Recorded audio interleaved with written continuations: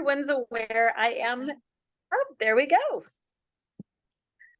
Thank you everyone for being here this evening. So happy to have you here. And we are here this evening at the Sarasota Colloquium for the month of February. I'm Lindsay Pollock, and I'm the provost at Sarasota University. And my co-host this evening is Ellen Lastinger, our admissions director for Sarasota University. So I see folks entering in the chat right now, locations where you're from, Florida, Arizona, Salida, Colorado, Sacramento, California. Thank you for being here, Dr. Norman, one of our faculty members, our fabulous faculty members. Jyoti from Alberta, Canada. Thank you for being here tonight. So thank you everyone for joining us this evening.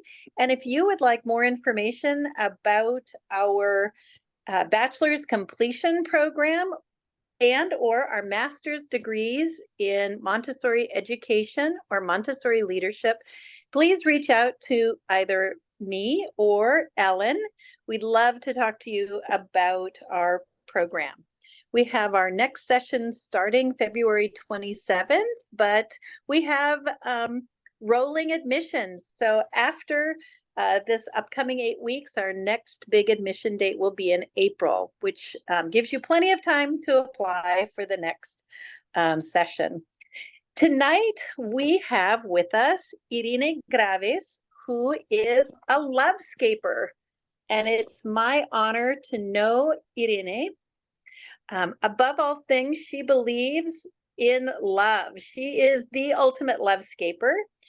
She believes that love is a force for positive change in the world, love as a panacea for the problems that plague the world.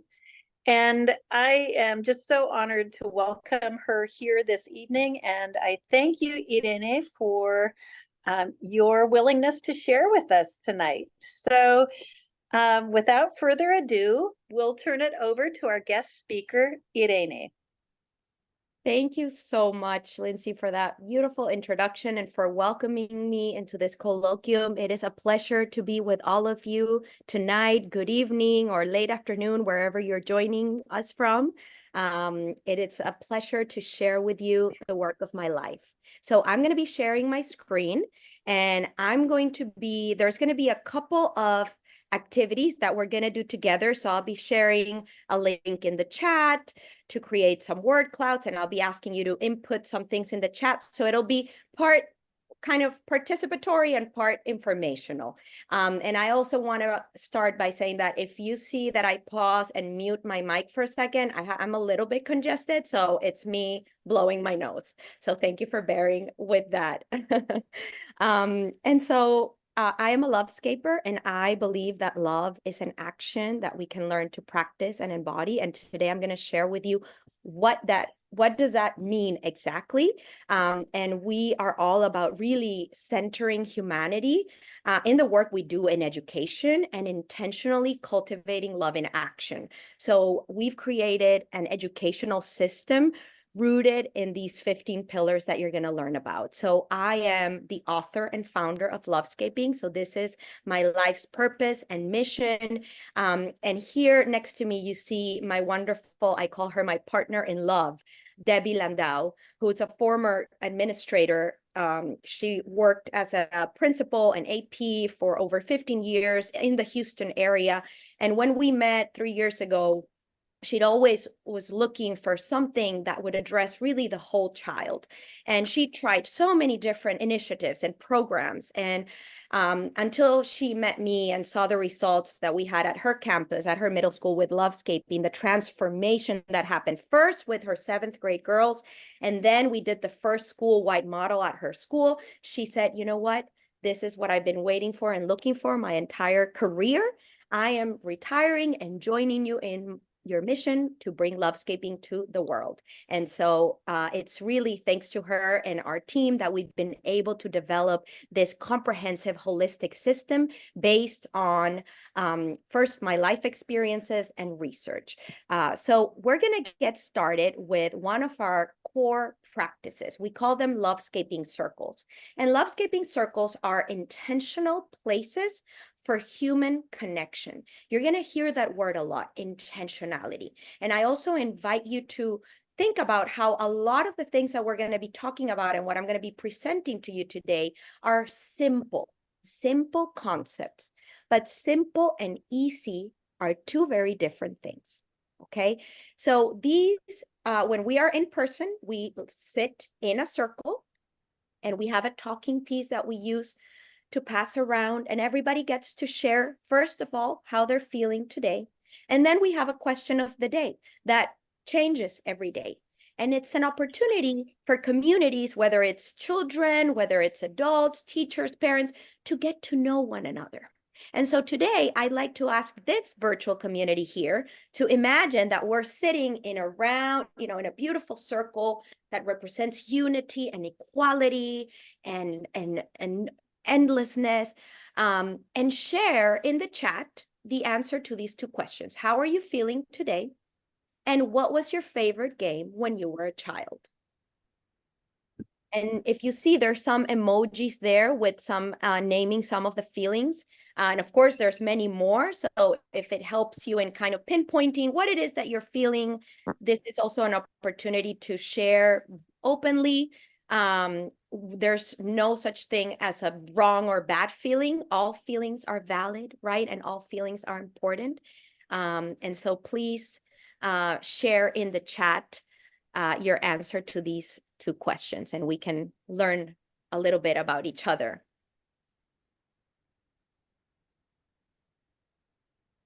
Oh, I love it. So we see, and let's see if there's similarities. So we have jacks, tag game,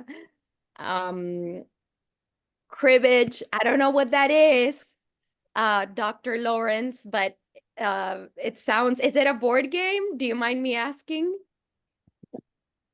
Yes, it was a board game with pegs and cards. Oh, okay. Cool. Thanks for sharing. We have good Yahtzee, Skipple. And I love how some of you overwhelmed and grateful, right? Like that, giving breadth and depth to the variety and diversity of feelings that we might be feeling. Like I'm also, I connect with you, McKinsey. I'm also feeling overwhelmed and inspired and optimistic at the same time. So we can have and hold very different feelings all at once. Thanks for, kickball. Who's that? Cassie or Casey? That was my favorite game as well. Yes, we call it kicking ball. I'm from Venezuela, so that was my favorite game. And I haven't played in years. I'm happy that somebody else loved it as much as I did. Beautiful. I'm sorry, some people are sick. Tatiana, thank you for being here. Regardless, tired, jump rope, Uno. Yes, and that's still a great game. Monopoly. Love it. So notice how, again, this took, maybe 2-3 minutes, and already here we are, strangers, getting a tiny window into each other's lives, right? So again, it's a simple practice. Imagine if we did this every day, how much we would learn about our colleagues, about the people we work with, we live with, to actually take the time to get to know one another better. So thank you so much for sharing in the chat and for going down memory lane. And so in order to introduce Lovescaping, I want to start by inviting you to complete this phrase in the following link. So I'm sharing one link in the chat right now, and it's going to create a word cloud. So love is, complete the blank. Write one word at a time because it will create a word cloud, and we can see, how many people have said the same word. So you can write one word, hit enter, and write a different word. So what is the first word, feeling that comes to heart and mind when you hear the word love? And if you can't insert it in the link that I input, you can also share it in the chat because we're going to be looking at them together shortly. So I'll just give you a few more minutes or a few more seconds to just share in that link and complete Love Is. Irene, when I click on the link, it pops up Love Is Not. Maybe Oh, I'm okay. looking at it wrong. Okay, hold on a second because Maybe there's somebody else. Thank you, Lindsay, for pointing that out. Okay, so because there's two links and I'm going to ask you to do Love Is Not as well. So I just shared a different one that should be Love Is. Let me know if that one is Love Is. Ah, I see. Thank you. No, thank you. And maybe we'll be able to tell if some were in the wrong place. But first share Love Is in that new link in the Oh, chat. yes. Now I have it. Love Is. Okay, perfect. Thank you. That new link, Love Is.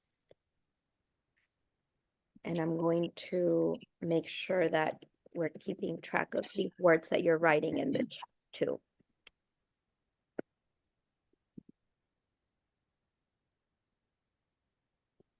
And Oh, yeah. I see them coming up now. you see them? Perfect. And I'm gonna share my screen too in a second, but I also want to invite everybody after you finish the Love Is word cloud, I want to invite you to the new link in the chat, which was the original link that I shared first for Love Is Not. So what is not love? What is the opposite of love? Please share it in the word cloud or in the chat. And we're going to look at these together in a second.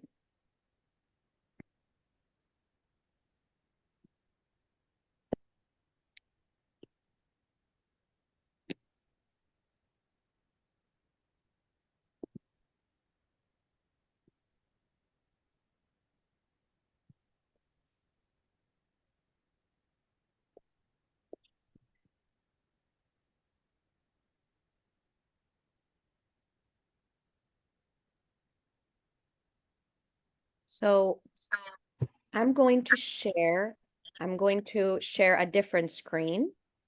And this is what we're going to do. I want you to pay really close attention to what you feel in your body when you see and hear these words out loud. And we are going to start with Love Is Not. Here we go.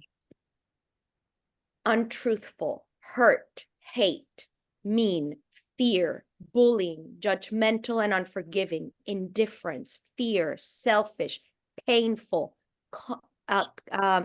shameful, judgmental, limited, selfish. What do you feel? Share in the chat. What do you feel in your body when you hear and see these words? And we know that some of these are for Love Is. So I read the ones that are for Love Is Not. So we have heaviness, a sort of heaviness in a body, nervous, sad, anxious. Yes. It's almost like I'm like grasping for air. I can't breathe, right? That it's like a pressure, like this tension, this heaviness, this unsafe. Wow. Depressing. Reflective. Notice how interesting that how just listening and reading words out loud can elicit a physiological response in our bodies, right? We feel something, we feel tension, we feel sad, we feel traumatic, anxious, we're thinking reflective, it hurts, we feel unsafe. Let's do the same thing now for Love Is. And I want you again to really pay attention to your body. Try to pay attention, pinpoint those physical sensations. Love is beautiful, unconditional, being connected, peace, holistic, joyful, adventurous, hopeful, calm, peace, supporting, kind and forgiving, unwavering, kind, home, sharing, connecting, confidence, unconditional, trust, endless, passion, Beautiful. What do we feel?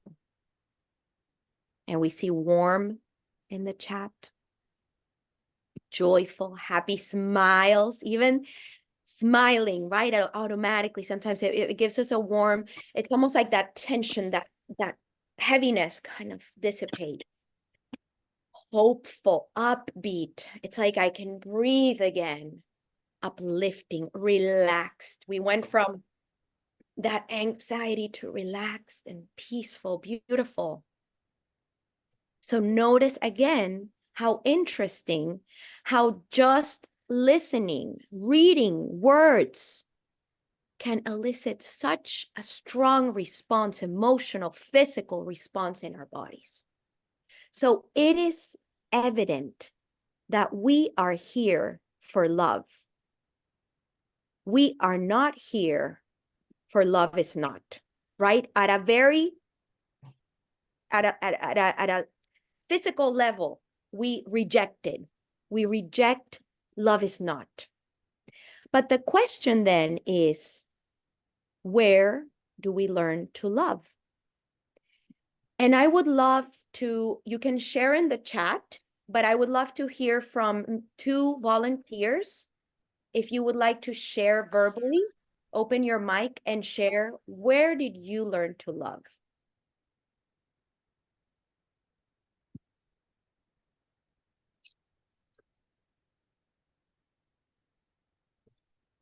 And we see grandparents in the chat.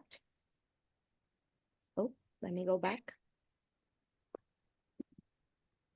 So for some people, it's just, you know, maybe as a particular family member. Yes, Cassie or Casey. How do you pronounce your name? Sorry. Cassie. Cassie, welcome. Yes, thanks for Thank you. raising your hand. I was just going to share that I learned where to love from my parents. But what was really interesting to me is when my sister had her children and I watched my parents love their grandchildren. It was the first time I really appreciated how they loved me and my sister, because I could see that from kind of one step back. I wasn't in it anymore, but I could observe how they loved other human beings. Yeah, beautiful. Thank you for sharing that.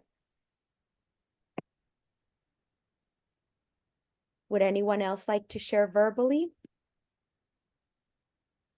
And we're reading the chat too, and we have a lot of family. I see a theme. The world have not yet. And thank you for your vulnerability and your honesty. Home environment, parents, also great grandma, wow, grandma, mom, brother, friends from friendships, close friends, partners. So, oh, yes, would somebody wanted to share? Well, I would share it in it. I Yes. think that, you know, as we evolve as human beings, certainly as many people have said, and I too said that it was my mom and my grandmother. However, I think for us as leaders, particularly in the Montessori community, the evolution of love matures, right? And in my case, and I'll be vulnerable to share, my father didn't love as he had the potential to love, right? He was plagued as a child with abuse, and he became an alcoholic and abused us psychologically. And so I looked to my parents and I didn't find it. I didn't find him loving my mother. And I think he tried to. But for us working with children and even our own colleagues, right? Sometimes that gets in the way. And what I think was important for me was that although my mother and my grandmother tried to protect my brother and me, that I could be empathetic for him, but I had to find love further, right? And as adults, my very close friends, the people that I lived beyond high school with, that went to college, they demonstrated an unconditional love, and eventually then it becomes our spouse and hopefully our children, etc. But I think that would be very important for us, that we demonstrate a very platonic love to the children, youth, or the adults that we work with in all communities, but particularly in a Montessori community, love is unconditional because we engage students to learn, and even through frustration, they learn to love. Mm-hmm. Thank you, Dr. Lawrence, for your story. And, you highlight so many important points about why this question is so important. And just reflect and think if you've ever been asked this question. Interestingly, whenever I ask this question, over 90% of people say, this is the first time I've been asked this question. And I think that says a lot. It says a lot about how much we assume that we're going to learn to love at home, right? And those of us who had experiences learning to love at home are very privileged. Not every home is a home that is loving, right? What happens when I grow up in a home where I experience abuse and I'm told that I'm loved, and I grow up thinking that love is abuse, for instance? Or I grow up in a home where my parents or caretakers just had their own traumas that they never healed, and they have a very hard time teaching me how to love because they never learned to love. They were never taught love. And so we have this then vicious cycle that repeats in society. And so we have to start there with that seemingly simple question, so that we don't just assume that just because we're born into this world, we are going to know what love is. And so it has become my life mission, based on my lived experience growing up in Venezuela with my first teacher of love, who's my oldest sister, who's a specially abled and differently abled human being. I call her a natural lovescaper. She taught me that there's no such thing as normal, quote unquote, that every human being is unique and different, and we all become enriched when we embrace one another. And I took those seeds that were planted in my heart from such a young age and left my home country 19 years ago. And in that time, I've had the great privilege and opportunity to live, work, study, and volunteer all around the world, in Africa, Asia, Europe, Central America, and now here in North America, always working in education and community development.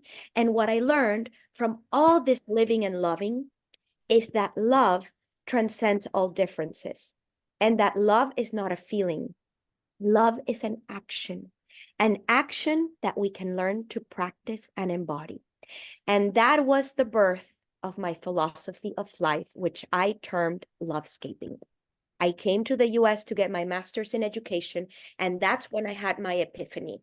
I did a research project, basically, of my life experience to really uncover what were the actions that allowed us to love one another across the differences.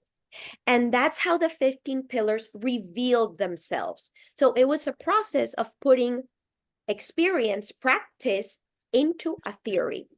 This is my humble attempt to operationalize love so that we can teach it and learn it, because we cannot teach something that we cannot define.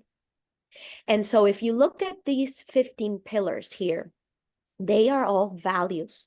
I would argue universal values.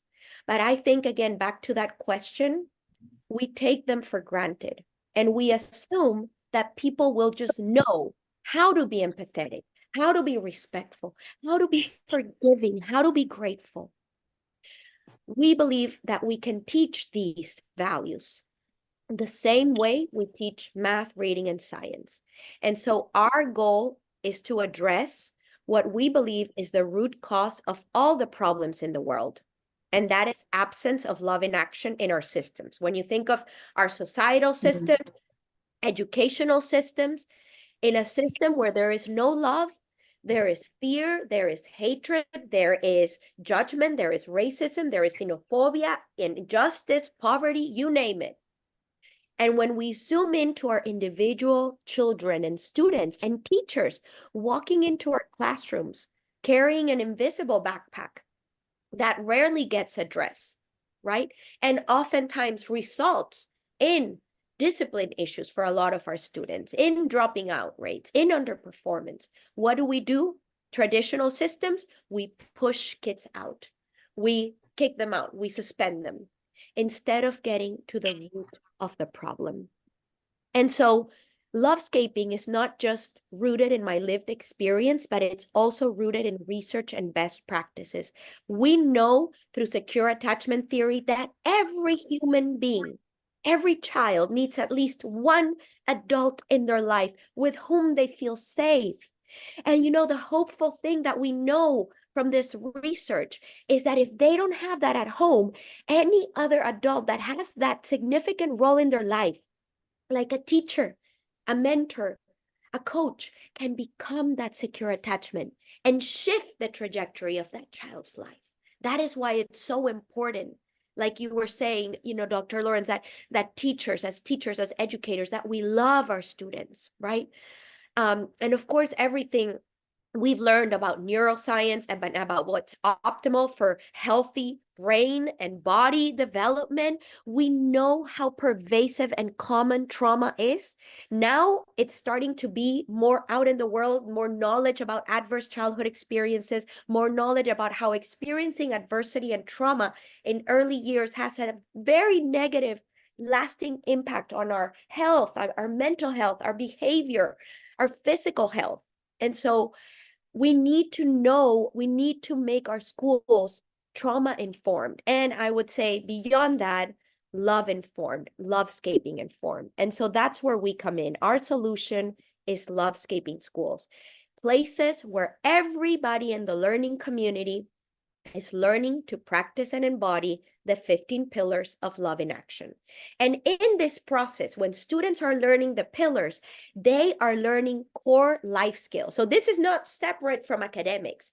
They are learning how to self-regulate, how to resolve conflict, how to put themselves in other shoes to develop perspective taken, empathy, how to become more self-aware, socially aware, how to be critical thinkers. They're becoming mentally, physically, and emotionally healthy adults, and they're becoming equipped with the emotional intelligence and life skills that they need to be successful.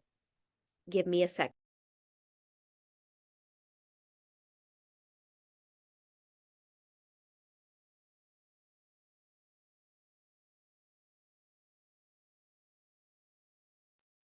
Thank you.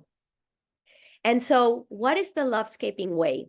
The Lovescaping way consists of everybody, like I said, not just the students, but starting with the adults, the administrators, the teachers, parents and caretakers, and the students engaging and participating in our Lovescaping circles and learning how to embody and practice the Lovescaping pillars.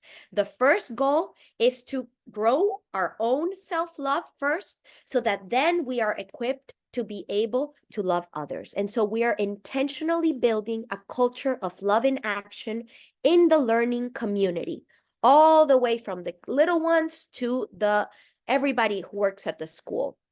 And so our key elements consist of circles. And you have here the drawing of a first grader who drew this absolutely amazing picture of our classroom. And she said, I like sitting in the circle and talking about our feelings and how important it is to learn to name our feelings and know them and to give them value and validate them.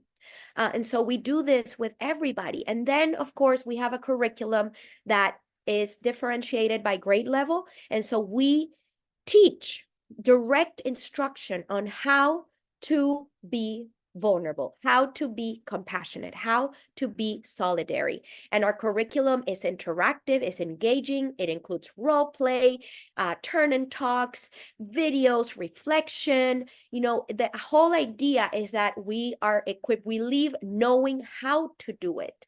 And it's not just a lecture. And again, this is school-wide. What differentiates us from a lot of programs out there, and I say programs with quotation marks because we like to say we are not a program, we are a way of life.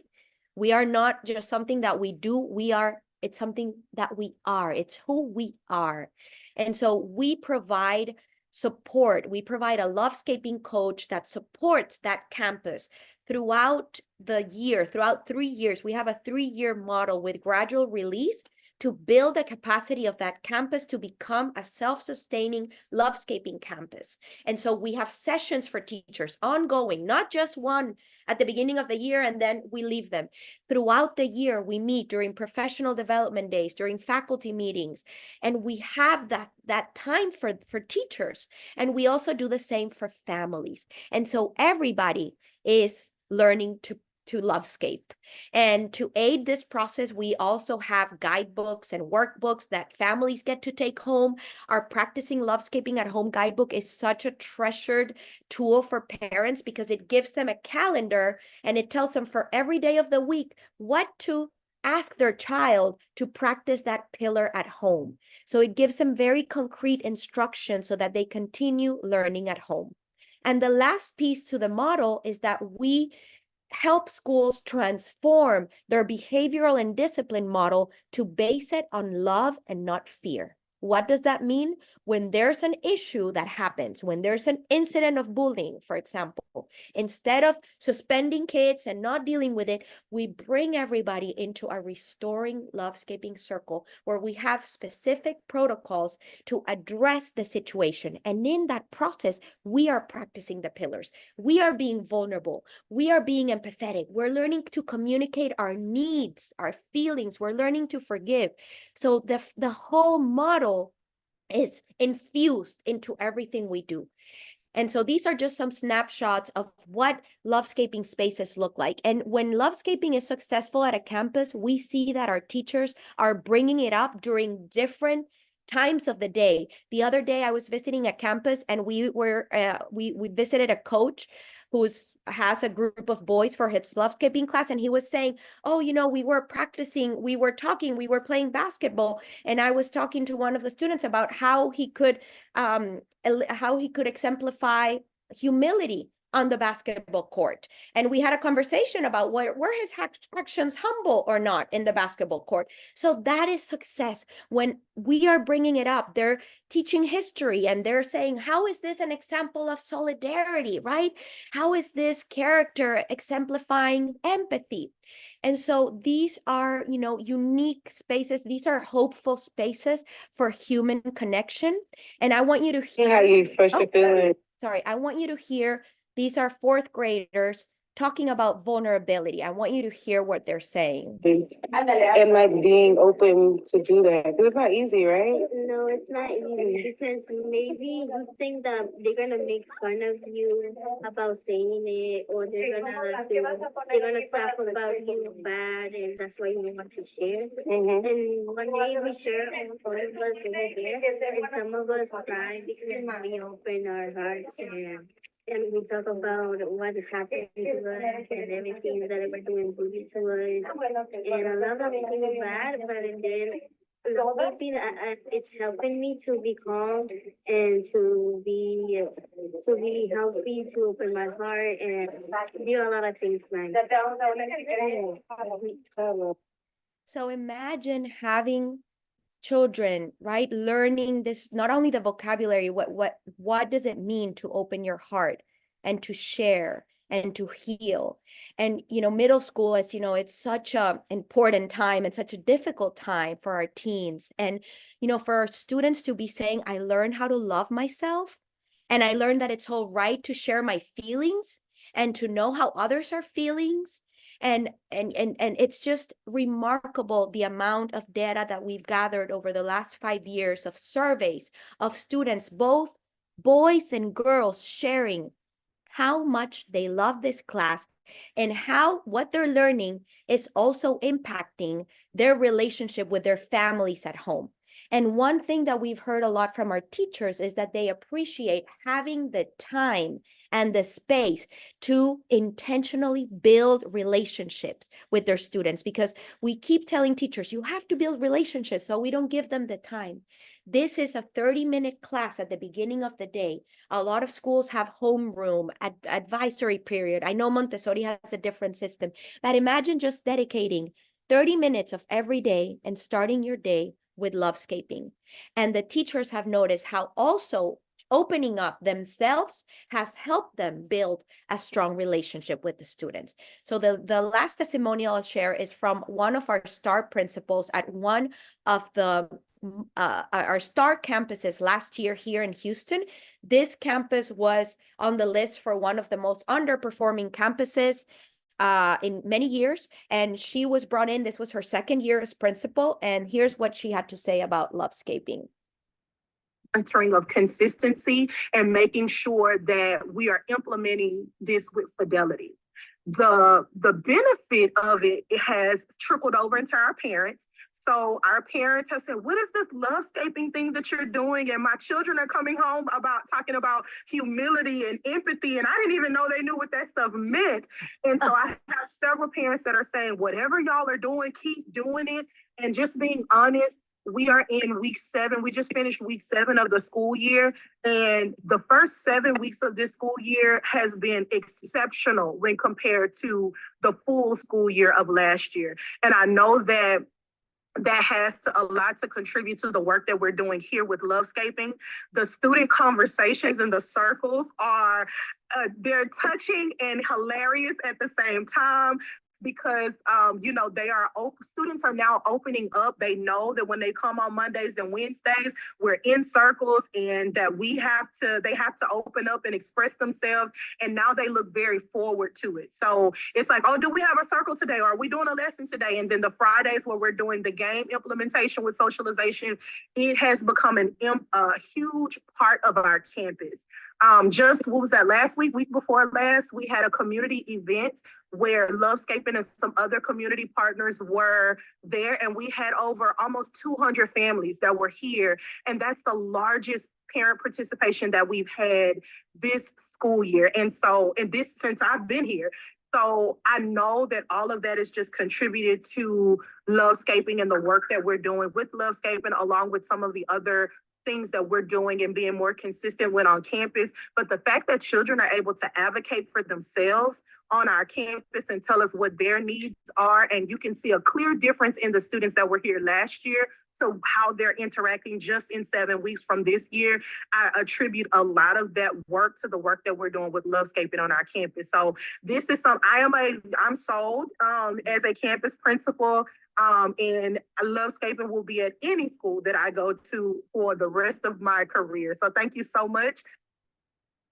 And what we found in our experience is that we need leadership. If a leader like her, somebody who truly believes and models and knows that this is as important as math, reading, and science. And so she made it incredibly successful because she, from the top, was leading with love and from love.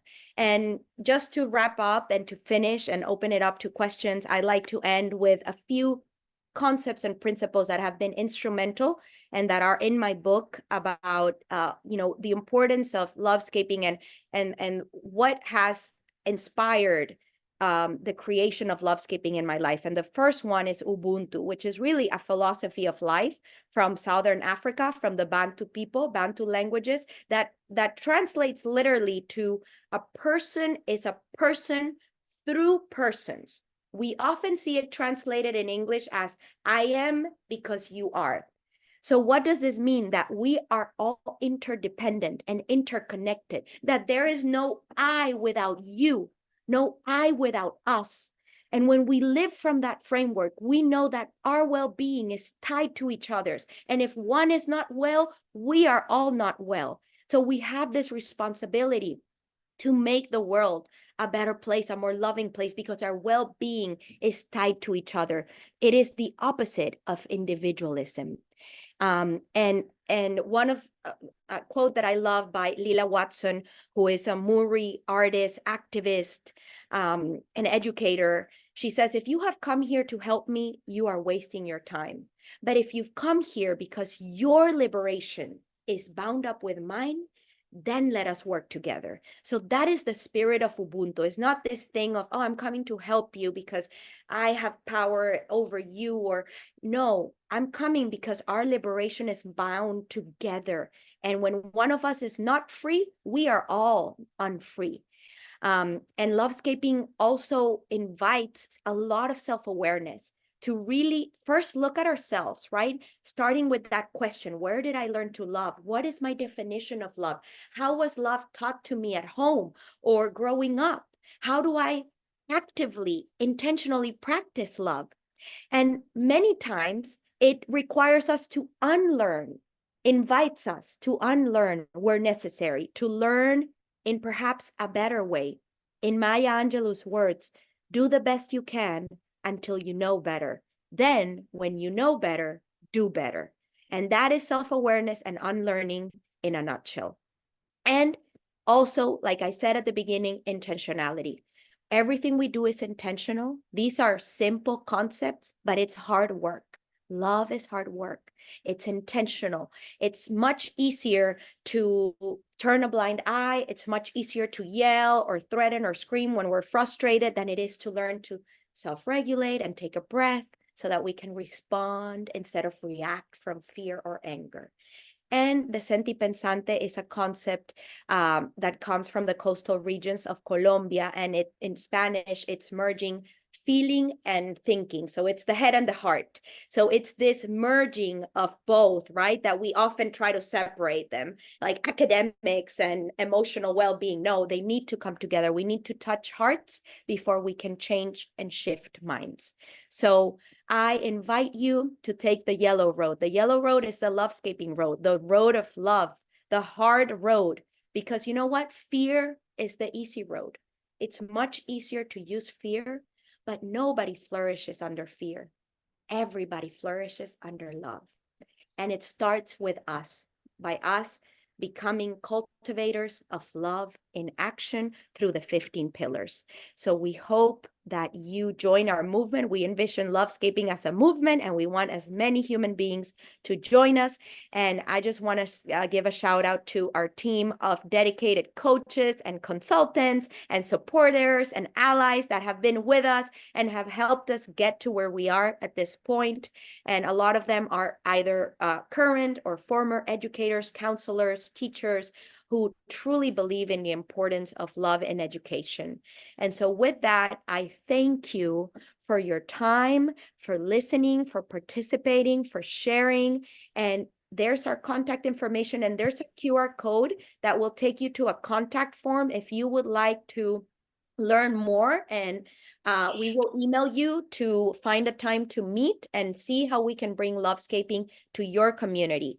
And just a last plug in too, that we also work with non-school communities and organizations. We also work with companies. So we're doing workforce development. We're working in corporate, how to create a culture of love in your company. We work with nonprofits, with communities of faith, with families, with different organizations that are wanting to increase their love in action skills. So I hope to hear from you, and I'm happy to answer any questions. And thank you again for inviting me into your space tonight. Irene, thank you so much for your inspiring presentation tonight. And I'm sure there are folks in our group this evening who may have some questions for you. So if there are any questions from the audience, please feel free to type those in the chat or raise your hand or come off mute. I just think, you know, I have known you now since the beginning of Lovescaping and have become a Lovescaper myself, and just see this as hope for the world. In Montessori, we talk so much about the prepared adult, the spiritual preparation of the guide, and we talk about grace and courtesy, and yet we still struggle sometimes to create peaceful learning communities. And so just some, you know, things that I jotted down, Irene, is that, you know, this work has to be ubiquitous. It has to infuse everything we do. This emphasis on the development, that inner development of the child, of the guide, and that it has to be intentional, right? And that we also continually check our assumptions, that, you know, we don't know like you said, what that backpack is that everyone brings with them.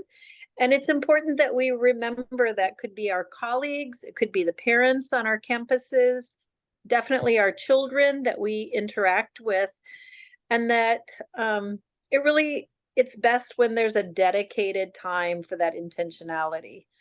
So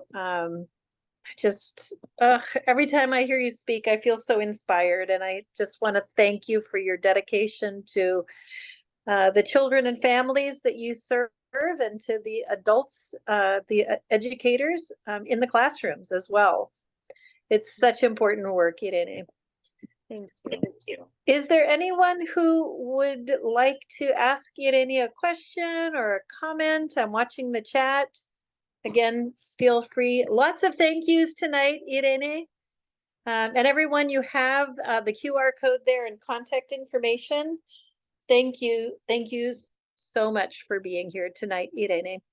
And I'd like to just remind everyone again, we do have our bachelor's completion program that is now accepting applications, and the master's programs in Montessori education and Montessori leadership.